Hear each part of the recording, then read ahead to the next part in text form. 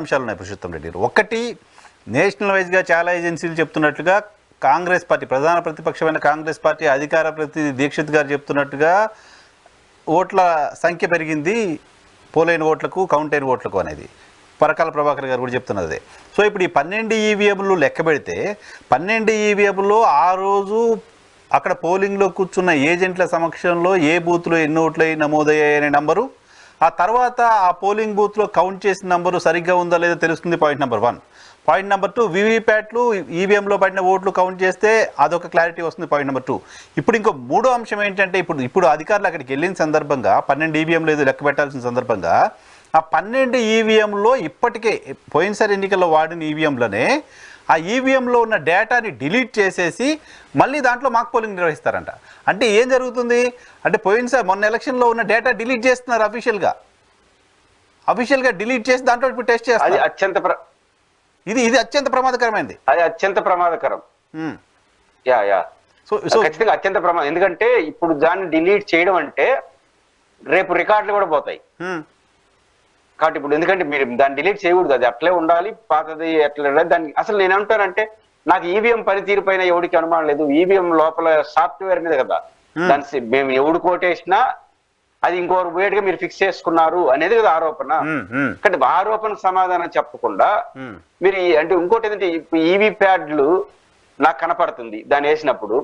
కానీ ఇప్పుడు వాళ్ళు భయపడాల్సిన, నేనేమంటే భయపడాల్సిన అవసరం కూడా ఎలక్షన్ కమిషన్. ఎందుకంటే ఒక ఈవీఎం మిషన్ లో 10 లక్ష మన పోలింగ్ బూత్ లో 1000 ఓట్లు పోలైనాయి అనుకుందాం. ఇప్పుడు పర్సంటేజ్ పెరిగిందంటే అర్థం ఏంటి? ఈవీఎం లో ఇంకొంచెం పెరగాలి. అంటే 1200 ఓట్లు 200 ఓట్లు అదనంగా లోపల వేసుకున్నాను అనుకోండి. ఆ 200 ఓట్లు ఈవీఎంలు వేసుకున్నప్పుడు ఈవీ ప్యాడ్ లో కూడా నమోదైపోతుంది కదా కనెక్షన్ ఆటోమేటిక్ గా. కనెక్షన్ కాలేదంటే దీన్ని పక్కన పెట్టేసి దీన్ని చేసినట్లు లెక్క. కాబట్టి ఇంత క్లియర్ గా ప్రజలకు అర్థమవుతుంది. ఆ పాయింట్ ఆఫ్ వ్యూలో వాళ్ళు వెళ్ళట్లేదంటే ఇంకొంచెం బలపరుస్తుంది అనుమానం. కాబట్టి ఏదో తేడా ఉంది అని మీరు ప్రస్తావించినట్టు ఆ పాత సమాచారాన్ని తీసే హక్కు వాళ్ళకి లేదు.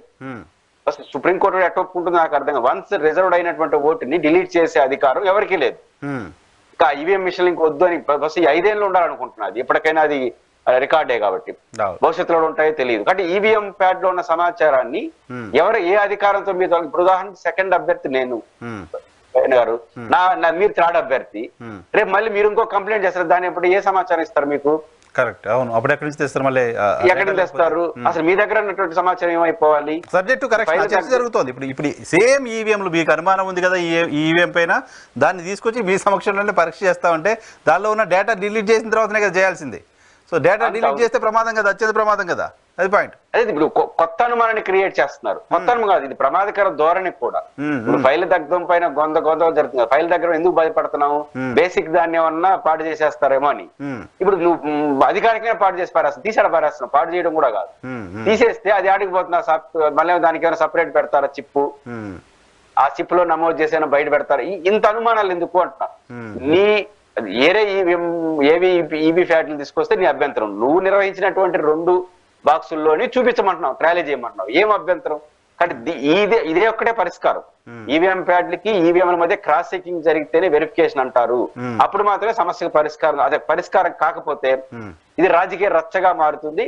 మీరు రేపు ఏమైనా చేసుకోండి, ఇప్పుడు గెలిచిన పార్టీలన్నింటినీ ఈవీఎంల ప్రభుత్వంగా మార్చాల్సి వస్తుంది. ఈవీఎం ప్రభుత్వం అనుకుంటారు ప్రజలు. అది ప్రజలకు ఒక్కసారి వ్యవస్థ మీద విశ్వాసం పోతే రేపు ఎన్నికల్లో ఎవడు గెలిచినా ఎవడు ఓడిపోయిన, ఇప్పుడు సిఐడికి ఇచ్చారనుకోండి ఆంధ్రప్రదేశ్ లో, అధికార పార్టీ చెప్పినట్టు వింటారు అనేది కదా మనకు ముందు కళ్ళ ముందు కనపడుతుంది. ఇప్పుడు కనపడుతోంది. ఏ ప్రభుత్వం ఉన్నా, ఏ ప్రభుత్వం అధికారం ఉంటే ఆ ప్రభుత్వం అవుతారు. ఇక్కడ సిఐడికి ఇచ్చిన సిబిఐకి ఇస్తే కొంత నమ్మకం, కోర్టుకి వెళ్తే బాగా నమ్మకం. ఇప్పుడు కోర్టు జడ్జి కూడా నా ఇష్టం 2-3 తీర్పులు ఇచ్చేసినాడు అనుకోండి, ఇంకో జడ్జిలు కూడా మారరు. రేపు ఎలక్షన్ కమిషన్ లో ఈవీఎంలు ఈవీ ప్యాడ్ల మధ్య ఈ నివృత్తి చేయకపోతే మాత్రం ఖచ్చితంగా కోర్టు జోక్యం చేసుకుంటుందని నేను నమ్ముతున్నాను. ఎందుకంటే కోర్టు క్లారిటీ ఉంది. కోర్టు కూడా మనకి ఏమంటారు, కనీస ధర్మం, రెండోది కామన్ సెన్స్. వాళ్ళు ఏమడుగుతున్నారు? నువ్వు నిర్వహించిన 2 పెట్టెల్లోని క్లాస్ ఏ అంటున్నారు, దాన్ని ఒప్పుకోకుండా పోయేది కోర్టు. కాబట్టి అనుమానాలకు తావులేని పద్ధతిలో ఎలక్షన్ నిర్వహణ ఉండాలి. కాబట్టి ఎదురుగా ఒక ఈవీఎం ఉంది, ఆ ఈవీఎం లో ఒక పాము దూరింది అంటే ఈవీఎం లో పాము దూరింది అని అనుమానం ఉంది కదా, పైన ఉన్న దుమ్ము నేను దుడి చేస్తా అంటే కాదు కదా. అంతే కదా. బేసిక్ గా నేను అంటే అనుమానం ఏంటి, క్లారిఫై చేయాలి. ఈవీఎంల పైన ఖచ్చితంగా సుప్రీం కోర్టు లేదా హైకోర్టు జోక్యం చేసుకుంటుందని నమ్ముతున్నా. జోక్యం చేసుకుంటే అనుమానాలు నివృత్తి చేసే పద్ధతిలో మీ వెరిఫికేషన్ ఉండాలనే పద్ధతిలో డైరెక్షన్ ఇస్తుందని అనుకుంటున్నాను.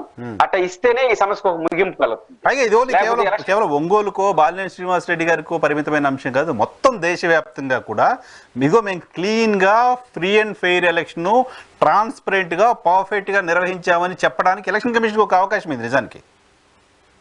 మీరు అన్నట్టు ఎగ్జాక్ట్లీ కరెక్ట్. రెండోది ఏంటంటే ఇది మీరు అన్నట్టు ఒక బాలినేని శ్రీనివాస్ రెడ్డి గారు పెట్టారు, చంద్రశేఖర్ గారు ఎవరు విజయనగరంలో పెట్టారు. ఇప్పుడు దీన్ని క్లియర్ చేసేస్తే దేశంలో ఎవడు పెట్టడు. ఇంకా నువ్వు ఏ కారణం రీత్యా వీళ్ళు ఎగ్గొట్టారు బయటకు వచ్చి ఇంకా ప్రతిపక్షాలు అన్ని చోట్ల వేస్తాయి. వీళ్ళు ఏమనుకుంటారంటే ఒకటి పోతే ఒకటి పెరగతుంది. ఇప్పుడు ఎందుకంటే ఇదేదో జరిగింది కాబట్టి వీళ్ళు భయపడుతున్నారు అనే మెసేజ్ వెళ్ళిపోతుంది. అక్కడ ఏం జరిగింది మనకు తెలియదు. ఇప్పుడు ఈ బాలినేని శ్రీనివాస్ రెడ్డి గారి వ్యవహారం ఇక్కడ ముగిసిపోతే రాష్ట్రంలోనే ఇంకా ఎవరు బారు దాని జోలికి, దేశంలోనే ఎవరు బారు. బాలి శ్రీనివాస్ రెడ్డి గారు బయటకు వచ్చి ఇది జరిగిందని చెప్పేసినాడు, రేపు కోర్టులో గొడవ అయింది. 100% దేశవ్యాప్తంగా అందరూ కోర్టుకు వెళ్ళడం, ఫీజులు కట్టడం ఇవన్నీ చేస్తారు. కాబట్టి వారు కోరినట్టుగా నివృత్తి చేస్తే మంచిది, లేకపోతే ఖచ్చితంగా కొత్త సమస్యగా మారుతుంది. సో రేపు కోర్టులో ఉంది, కోర్టు మరి రేపు ఏం చెప్తుంది, రేపు కోర్టు డైరెక్షన్ తర్వాత మళ్ళీ ఎలక్షన్ కమిషన్ అధికారులు వెళ్ళి దానిపైన ఏం చేస్తారనేది చూడాల్సింది. బహుశా రేపు కోర్టు ఏం చెప్తుంది అనేది ఆసక్తి కలిగి.